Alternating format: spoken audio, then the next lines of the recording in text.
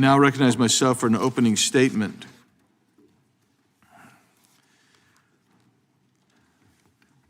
We welcome again each of you to our hearing today in the nation's capital.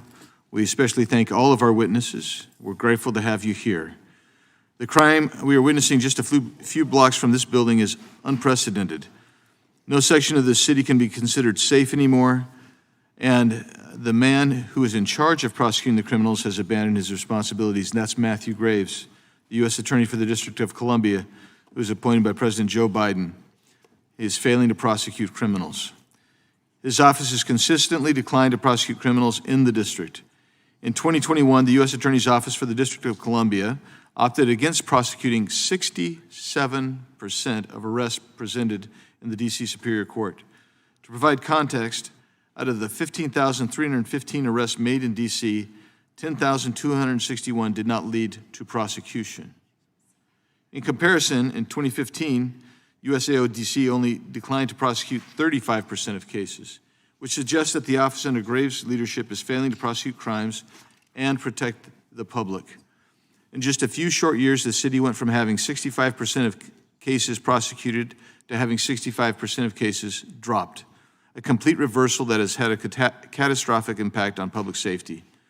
Mr. Graves has indicated that the type of cases he is refusing to prosecute are primarily illegal gun possession and illegal drug possession cases.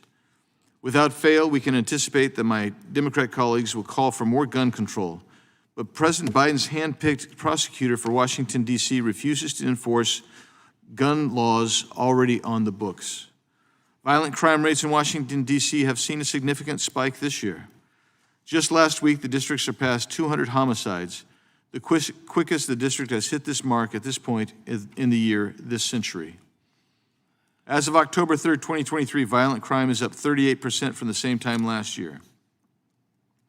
For example, as of October 4th, 2023, MPD data shows 750 reported carjackings, of which an alarming 75% involved weapons.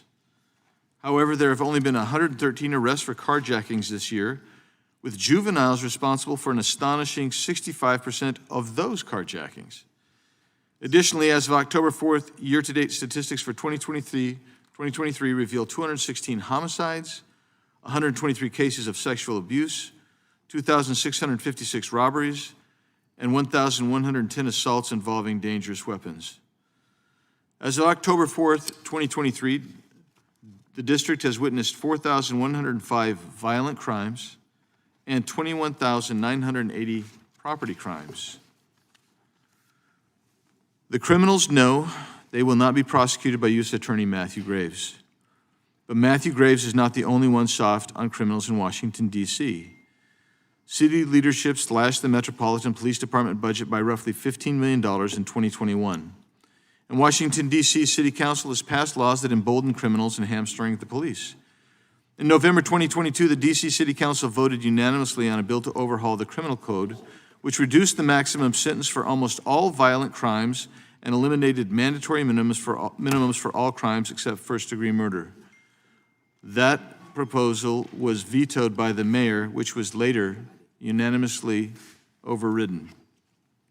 The bill was so radical that bipartisan majorities in both the House and Senate passed a resolution to prohibit it from becoming law, and President Biden signed it. In the wake of the May 2020 murder of George Floyd, the district's city council passed police reform legislation that radically changed policing in the district. Unfortunately, city leadership has not always supported law enforcement, and that shows up in recruiting and failure to retain officers who they've spent money training that have simply been let go. Today we'll hear from a former assistant U.S. attorney, an MPD detective, and victims of crime about ways to make this city safe again. At this time, I have two articles that I'm going to enter into the record. One called "The D.C. City Council Failed at Criminal Justice Reform, Congress Must Fix It," and another called "The Blue City Murder Problem." Those will be admitted to the record without objection. Seeing none. I'm going to show a short video. 2023 is on track to be one of the deadliest D.C. has seen in decades. There have now been 200 homicides so far this year in the district. The district is in a state of emergency due to the high crime rate. So far in 2023, 12 children have been shot and killed. The murder rate in the District of Columbia is skyrocketing. Crime on D.C. public transit has jumped to horrific rate. All crime up 25%, murder up 24%, motor vehicle theft up 107%. A violent weekend unfolding in the district. 2023 is now the third year in a row where D.C. has reached 200 homicides. Police are investigating a series of shootings that includes a mass shooting. 16-year-old was shot and killed, and then bullets went flying into 2 classrooms. 8 people shot and killed in the district in just 72 hours. A triple shooting in Shaw. 2 women are dead and a teenage girl is in the hospital. Some neighborhoods have seen homicides increase 280%. The vast majority of them are just fine.